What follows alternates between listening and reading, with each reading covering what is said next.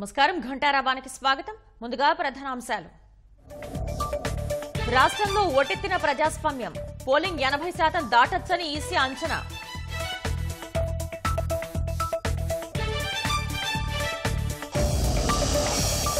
Record voting పై పార్టీల పోటాపోటీ లెక్కలు, భారీ విజయంపై కూటమి ధీమా.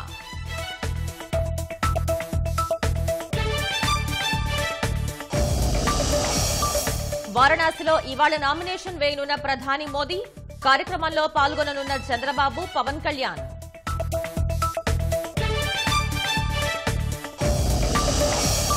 ఈసారి కాస్త ముందుగానే ప్రవేశించనున్న నైరుతి రుతుపవనాలు, మరో 4 రోజుల్లో అండమాన్కు రాక.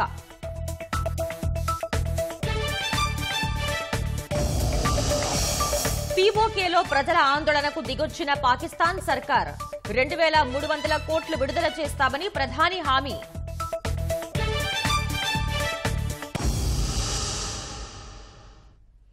సిద్ధమంటూ ఎన్నికల ముంగిట సవాళ్లు విసిరిన వైకాపా పోలింగ్ రోజు యుద్ధ వాతావరణం సృష్టించింది.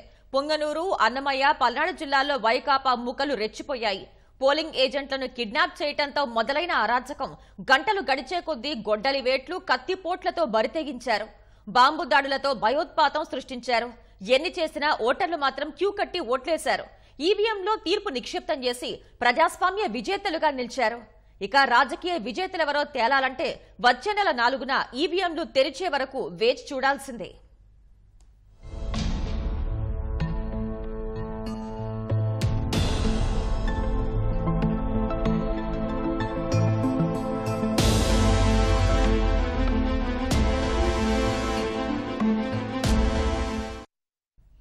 రాష్ట్రంలో అసెంబ్లీ, పార్లమెంట్ ఎన్నికల్లో జనం ఓట్లెత్తారు.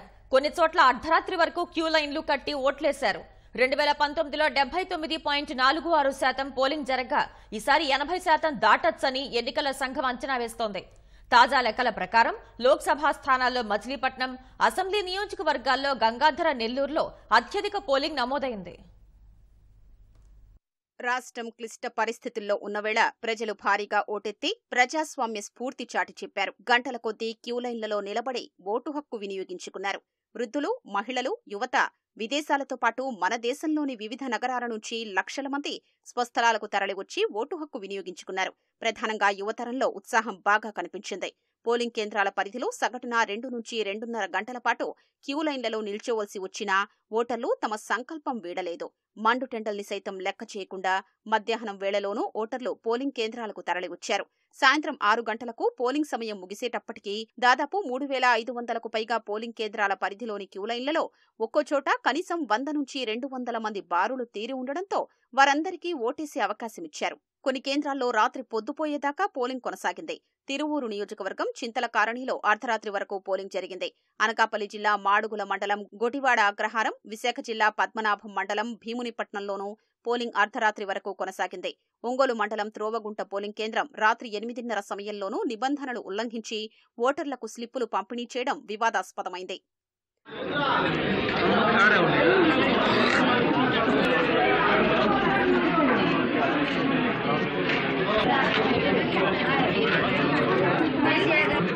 రాష్ట్రంలో పోలింగ్ మొదలైన తొలి 2 గంటల్లో 9.21% నమోదైంది. అక్కడి నుంచి గంటకు పెరుగుతూ వచ్చింది. రాత్రి చివరగా సేకరించిన సమాచారం ప్రకారం 78.39% పోలింగ్ నమోదైనట్లు ఈసీ వెల్లడించింది. ప్రధానంగా 11 నుంచి 1 గంట మధ్య ఎక్కువ పోలింగ్ నమోదైంది.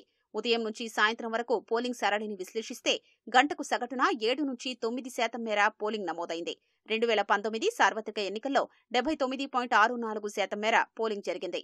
అప్పటితో పోలిస్తే ఈసారి పోలింగ్ శాతం పెరుగుతుందని ఈసీ అంచనా వేస్తోంది.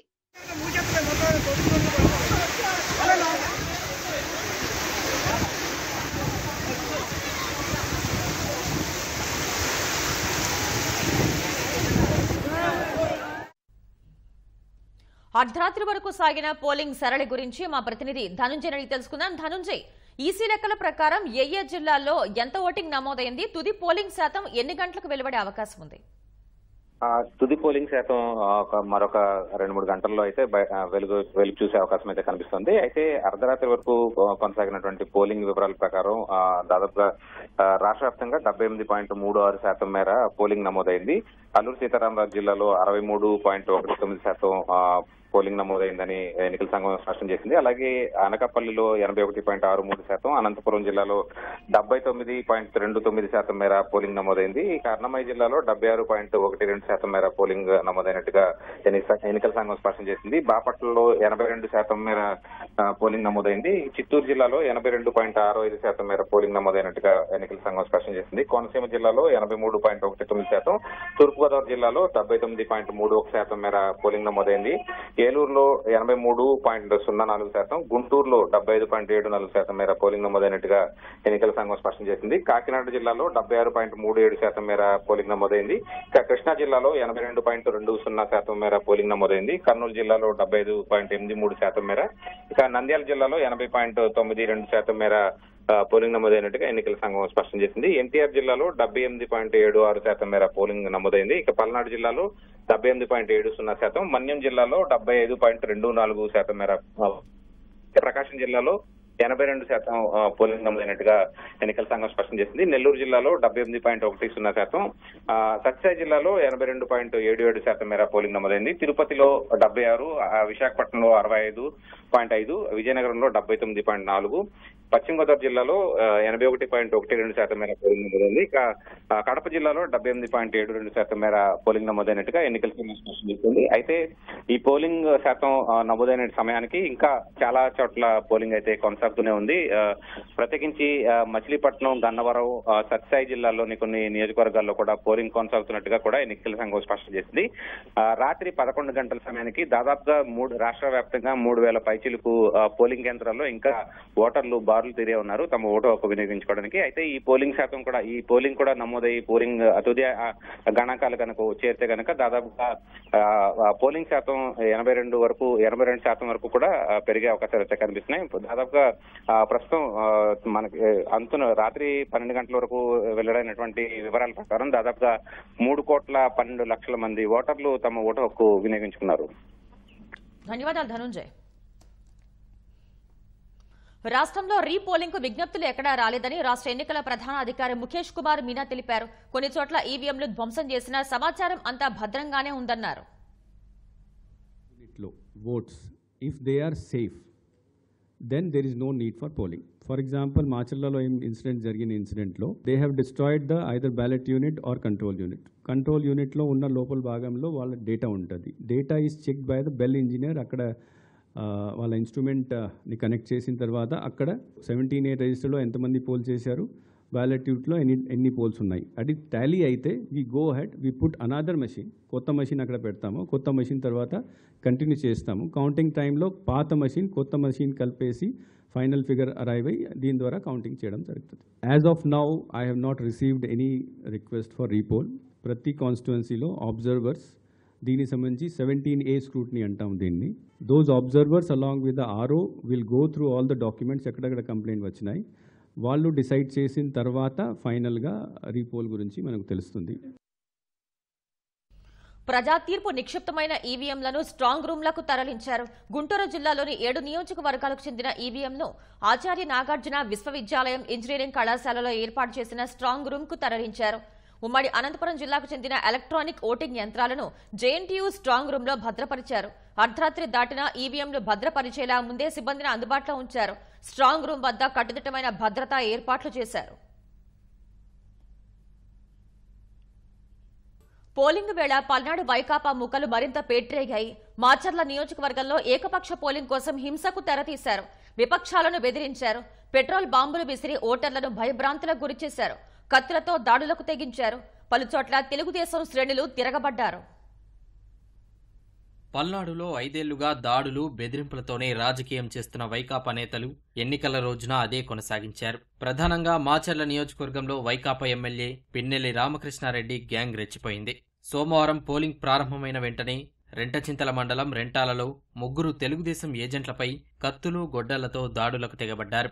ఎంత ధైర్యముంటే తెదేపా ఏజెంట్లుగా కూర్చుంటారంటూ దాడికి తెగబడ్డారు.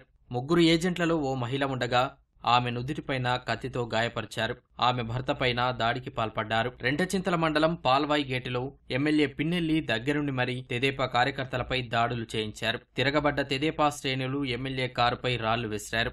ఈ దాడిలో ఎమ్మెల్యే కుమారుడికి రాయి తగిలి గాయమైంది. పిన్నెల్లి స్వగ్రామం కండ్లకుంటలో సీసీ కెమెరాలు పనిచేయకుండా ఉండేందుకు పోలింగ్ ప్రారంభమైన అరగంటకే విద్యుత్ సరఫరా నిలిపివేశారు. తెదేపా ఏజెంట్లను బయటకు పంపి ఏకపక్షంగా ఓట్లు వేసుకున్నారు.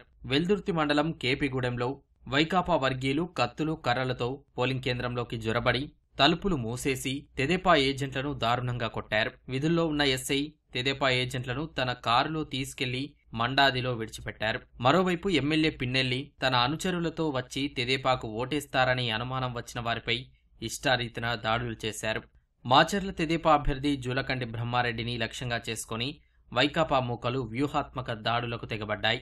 ఓటింగ్ సరళిని పరిశీలించేందుకు వెళ్లిన ప్రతి చోట అడ్డుకొని ఘర్షణలకు దిగాయి. రెంటాలలో వైకాపా నాయకుల చేతిలో గాయపడిన తెదేపా ఏజెంట్లను పరామర్శించేందుకు బ్రహ్మారెడ్డి వెళ్లగా వైకాపా మూకలు రాళ్లు కర్రలతో బ్రహ్మారెడ్డి వాహన శ్రేణిపై దాడి చేశారు. 6 కార్లను పగలగొట్టారు. బ్రహ్మారెడ్డి కళ్లల్లో కారం చల్లేందుకు యత్నించారు. అయితే తెలుగుదేశం కార్యకర్తలు ప్రతిఘటించడంతో వెనక్కి తగ్గారు. ఘటనను చిత్రీకరిస్తున్న మీడియా ప్రతినిధుల కళ్లల్లోకి కారం చల్లారు. ధ్వంసమైన కార్లను తెదేపా నేత కేశవరెడ్డి మాచర్లకు తీసుకురాగా ఎమ్మెల్యే సోదరుడు వెంకట్రామిరెడ్డి కేశవరెడ్డి ఇంటిపై దాడి చేశారు. ఆయన అనుచరులపైకి కార్లతో తొక్కించుకుంటూ వెళ్లారు. ఈ ఘటనలో 7 గాయపడ్డారు. కేశవరెడ్డి గన్మెన్ అప్రమత్తమై ఫైరింగ్ చేసేందుకు సిద్ధమవడంతో వైకాపా నాయకులు అక్కడి నుంచి వెళ్లిపోయారు.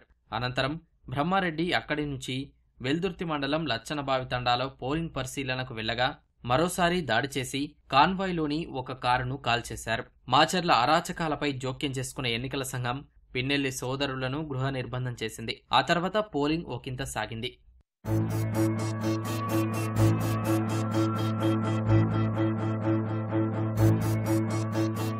గురజాల నర్సరావుపేట నియోజకవర్గాల్లోనూ అధికార పార్టీ శ్రేణులు బరితెగించాయి. నర్సరావుపేట మండలం దొండపాడులో పోలింగ్ కేంద్రం పరిశీలనకు వెళ్లిన ఎంపీ లావు శ్రీకృష్ణదేవరాయల కారును ధ్వంసం చేశారు. నర్సరావుపేట అసెంబ్లీ అభ్యర్థి చంద్రవాడ అరవిందబాబు కారుపైన కూడా రాళ్ల దాడి చేశారు. నర్సరావుపేటలో తెదేపా శ్రేణులపైకి రాళ్లు సీసా పెంకులు విసిరారు. ఓ దశలో పోలీసులు బాష్పవాయువు ప్రయోగించాల్సి వచ్చింది. ఉప్పలపాడులో తెదేపా ఏజెంటును వైకాపా ఏజెంట్లు చావబాదారు.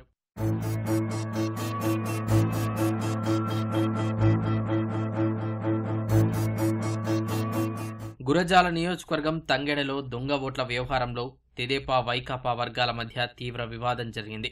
ఈ నేపథ్యంలో వైకాపా నేతలు నాటు బాంబులు విసిరి భయానక వాతావరణాన్ని సృష్టించారు. బాంబులతో పాటు పెట్రోల్ సీసాలు విసరడంతో మంటలు చెలరేగి అక్కడ ఉన్న ద్విచక్ర వాహనాలు కాలిపోయాయి. తెదేపా కార్యకర్తలు ఓటర్లు భయంతో పరుగులు తీశారు.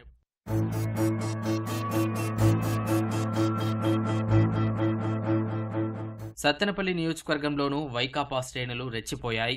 నకిరికల్లు మండలం చీమలకుర్తిలో పోలింగ్ కేంద్రాన్ని తమ ఆధీనంలోకి తీసుకున్న వైకాపా నాయకులు తెదేపా కార్యకర్తలపై దాడులు చేశారు. ఈ దాడిలో 20 మంది తెదేపా సానుభూతి పరులు గాయపడ్డారు. ముప్పాళ్ల మండలం చాగంటివారిపాలెం పోలింగ్ కేంద్రాన్ని తన ఆధీనంలోకి తీసుకునేందుకు మంత్రి అంబటి రాంబాబు యత్నించారు. అయితే తెదేపా అభ్యర్థి కన్నా లక్ష్మీనారాయణ అక్కడికి రావడంతో అంబటి జారుకునేందుకు యత్నించారు. తెదేపా శ్రేణులు అంబటిని అడ్డుకొని ఆయనపైకి దూసుకెళ్లాయి. పోలీసుల సాయంతో అంబటి అక్కడి నుంచి బయటపడ్డారు. పల్నాడు జిల్లా వ్యాప్తంగా వైకాపా దాడుల్లో 100 మంది వరకు తెదేపా కార్యకర్తలు గాయపడ్డారు. మరోవైపు పలుచోట్ల తెదేపా శ్రేణులు ప్రతిఘటించాయి. పాల్వాయిలో ఎమ్మెల్యే పిన్నెల్లిని సైతం వెంబడించాయి. నరసరావుపేటలో వైకాపా నేతలు తెదేపా కార్యాలయంపై దాడి చేయడంతో పసుపు దళం ఎమ్మెల్యే గోపిరెడ్డి ఇంటిపైకి దండెత్తింది.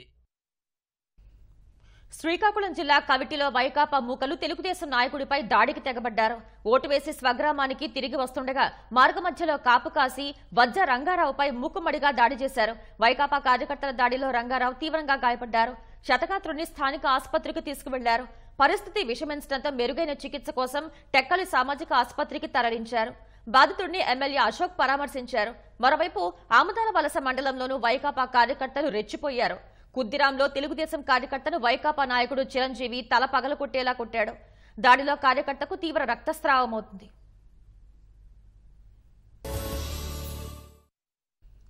రాష్ట్రంలో భారీగా నమోదైన పోలింగ్పై ఎవరి లెక్కలు వాళ్లు వేసుకుంటున్నారు. తీర్పు తమకే అనుకూలమని కూటమి పార్టీలు ధీమాగా ఉన్నాయి. పోలింగ్ ముందు వరకు వైనాట్ 175 అంటూ మేకపోతు గాంభీర్యం ప్రదర్శించిన వైకాపా ఇప్పుడు స్వరం సవరించుకుంటోంది.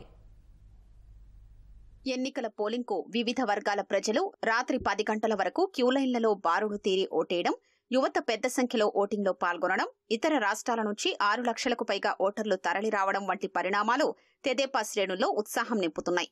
ఓటింగ్ 80% దాటుతుందనే అంచనాలు వైకాపా ప్రభుత్వంపై ప్రజా వ్యతిరేకతకు దర్పణమని ఆ పార్టీ శ్రేణులు భావిస్తున్నాయి. ఎన్డీఏ కూటమికి కనీసం 130 నుంచి 140 అసెంబ్లీ సీట్లు, 23 వరకు లోక్సభ స్థానాలు రావడం ఖాయమని తెదేపా వర్గాలు అంచనా వేస్తున్నాయి. ఎన్నికల వ్యూహాలు, కార్యాచరణ, ప్రచార శైలిలో ప్రతి దశలోనూ అధికార పార్టీపై ఎన్డీఏ పైచేయి సాధించిందని, ఓటింగ్ సరళి కూడా దానికి అద్దం పట్టిందని తెదేపా వర్గాలు చెబుతున్నాయి. 5 ఏళ్లుగా జగన్ ప్రభుత్వ అరాచకాలు, అస్తవ్యస్త విధానాలపై తెదేపా అలుపెరగని పోరాటం చేయడం, బాదుడే బాదుడు వంటి కార్యక్రమాలతో ప్రభుత్వ ప్రజా వ్యతిరేక విధానాల్ని తీవ్రంగా ఎండగట్టడం, లోకేష్ యువగళం పాదయాత్ర, పార్టీ అధినేత చంద్రబాబు మండుటెండల్లోనూ అలుపెరగకుండా చేసిన ప్రచారం వంటివి సానుకూల ఫలితాలనిచ్చాయని విశ్లేషిస్తున్నాయి. సరైన సమయంలో జనసేన, భాజపాలతో జట్టు కట్టడం, సీట్ల సర్దుబాటు ప్రక్రియను సాఫీగా పూర్తి చేయడం, గతానికంటే భిన్నంగా తెదేపా చాలా ముందుగా మెజారిటీ స్థానాల్లో అభ్యర్థుల్ని ప్రకటించడం బాగా కలిసొచ్చిందని కూటమి శ్రేణులు భావిస్తున్నాయి. ప్రభుత్వంపై ఉద్యోగ, వ్యాపార వర్గాల్లో గూడు కట్టుకున్న అసంతృప్తి వంటివి ఎన్డీఏకు భారీ విజయాన్ని కట్టబెట్టబోతున్నాయని అంచనాలు వేస్తున్నాయి. జనసేన కూడా మంచి ఫలితాలు వస్తాయని ధీమాగా ఉంది. పోటీ చేసిన 21 స్థానాల్లో 18 చోట్ల గెలుస్తామని, మరో 3 చోట్ల గట్టి పోటీ ఉంటుందని భావిస్తోంది. ఇక లోక్సభకు పోటీ చేసిన 2 స్థానాలు గాజు గ్లాస్ ఖాతాలో పడతాయనే విశ్వాసం ప్రదర్శిస్తోంది. మచిలీపట్నం నియోజకవర్గంలో పూర్తి అనుకూలంగా ఓటింగ్ జరిగినా కాకినాడ లోక్సభ స్థానంలో కొంత క్రాస్ ఓటింగ్ జరిగిందనే ఆందోళన వ్యక్తమవుతోంది. పవన్ కు పిఠాపురంలో ఎంత మెజారిటీ వస్తుందనేదే ఇప్పుడు చర్చని ఆ పార్టీ వర్గాలు అంటున్నాయి. ఇక కూటమి మరో మిత్రపక్షమైన భాజపా కూడా విజయంపై ధీమాగా ఉంది. మేనిఫెస్టోలో ఇచ్చిన హామీలు, మిత్రపక్షాల నుంచి అందిన సంపూర్ణ సహకారంతో ఓటర్ల నుంచి పూర్తి మద్దతొచ్చిందని కమలం పార్టీ భావిస్తోంది. Visakha north, Kaikaluru, Vijayawada west assembly స్థానాల్లో భాజపా అభ్యర్థులు విజయావకాశాలు మెరుగుపరుచుకున్నారని, కాపుల ఓట్లతో అనపర్తిలో నల్లమిల్లి గెలవడం ఖాయమనే ధీమాగా ఉంది. ఇతర స్థానాల్లోనూ పోలింగ్ సరళిని పరిశీలిస్తే ఆశాజనకంగానే ఉందని కమలనాథులు లెక్కలు వేసుకుంటున్నారు.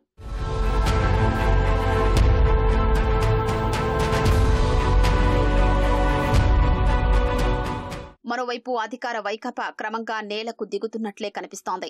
పోలింగ్ కు ముందు వరకు వైనాట్ 175 అంటూ మేకపోతు గాంభీర్యం ప్రదర్శించిన వైకాపా ఇప్పుడు 110 నుంచి 120 సీట్లతో గెలుస్తామంటూ అంచనాలు తెగ్గోసుకుంది. అందులో ఇంకొంత తగ్గినా ప్రభుత్వాన్నైతే ఏర్పాటు చేస్తామంటూ ఓటింగ్ సరళిని బట్టి ఆ పార్టీ నేతలు విశ్లేషించుకుంటున్నారు.